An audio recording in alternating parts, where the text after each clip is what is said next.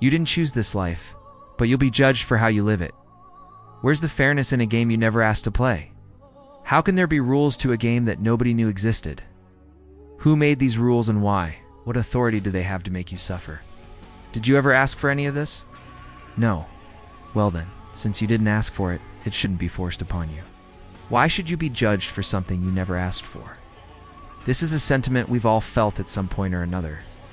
We all have things that we don't like about the way we are, things that we wish were different, things that we would change if we could. But what do? We accept them. We learn to live with them. We come to terms with who we are. Most people look around them and see what they're dealt with and think, oh well, that's just the way things are. They become complacent and resigned to their fate. They see no other option. They see no alternative to this life that they're living. And so they simply give up. They give up on trying to make sense of it all. They give up on searching for answers. They give up on fighting for their rights. And what happens as a result? Well, they continue to suffer. The problem with that is not only do they continue to suffer, but they also become complicit in their own suffering. And this is the biggest tragedy of all. To know that you're being wronged and to do nothing about it, to accept it, to submit to it, this is where the true injustice lies. We didn't choose this life, but we have the choice of how we're going to live it. Are we just going to give up? Are we just going to lie down and accept our fate?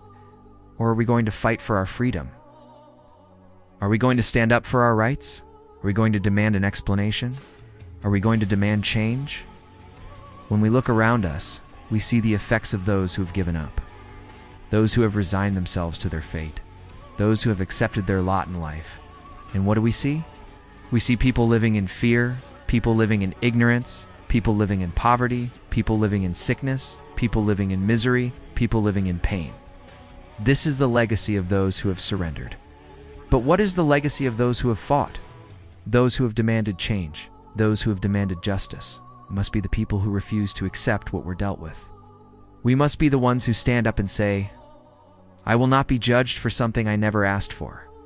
We must be the ones who say, I will not be forced to play a game I never asked for. We must be the ones who refuse to give up. This is the only way we can hope to create a better world, a world where no one is judged for something they never asked for, a world where no one is forced to play a game they never asked for. The first step towards creating that world is refusing to accept the injustice of our situation. The second step is taking action, taking positive action towards creating the change we want to see in the world. If we refuse to accept our fate, and if we take positive action, then we can create a world where no one is judged for something they never asked for. Let us be the generation that makes that change. Let us be the people who stand up and say, we will not be judged for something we never asked for. Let us be the people who say, we'll not be forced to play a game we never asked for. Let us be the ones who refuse to give up. Thanks for watching. Please share with your friends and subscribe for more.